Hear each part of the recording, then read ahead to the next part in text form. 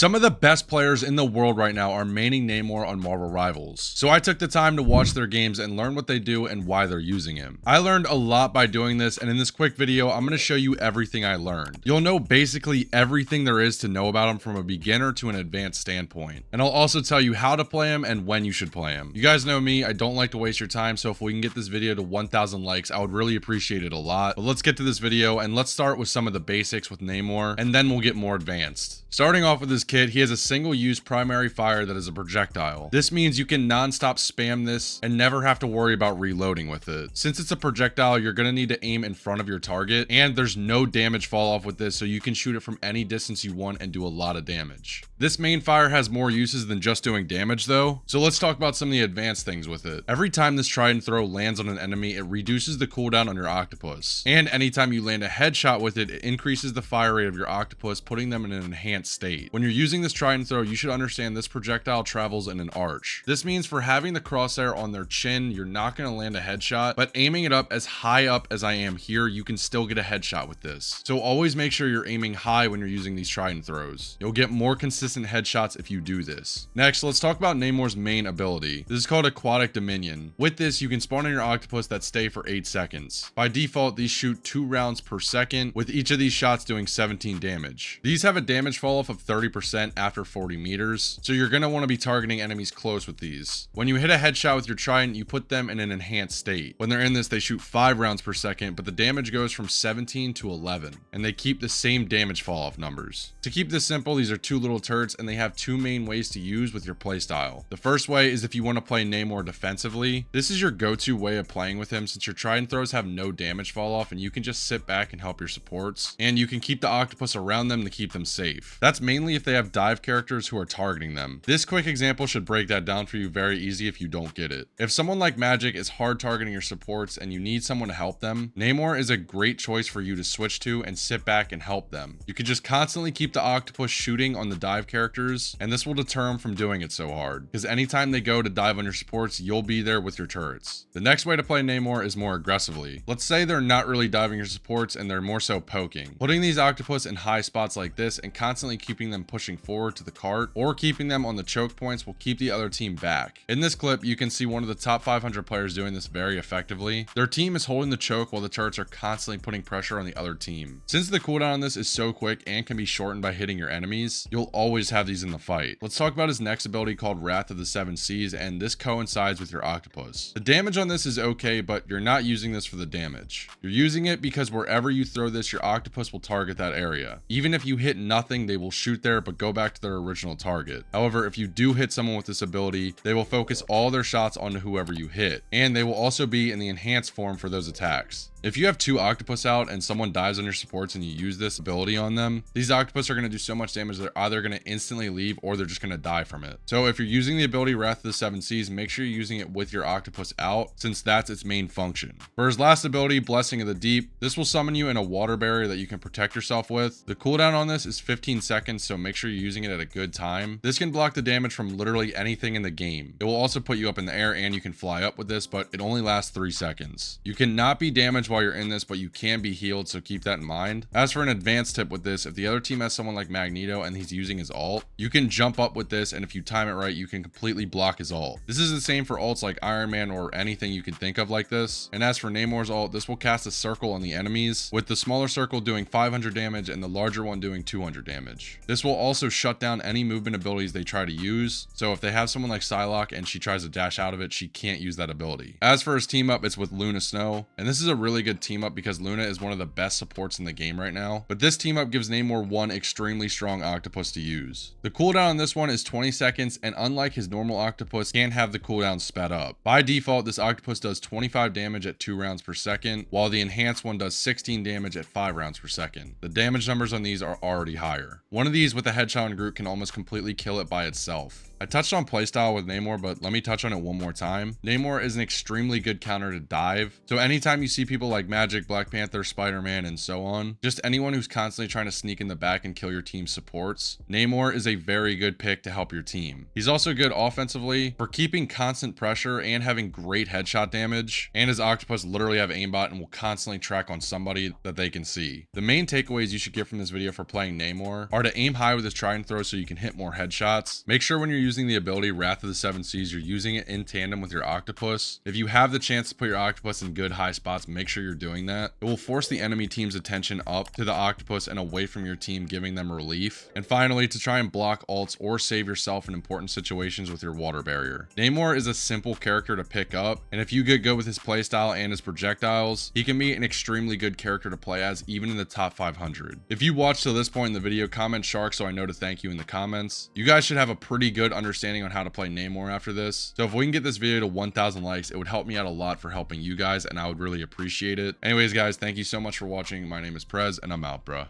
Peace.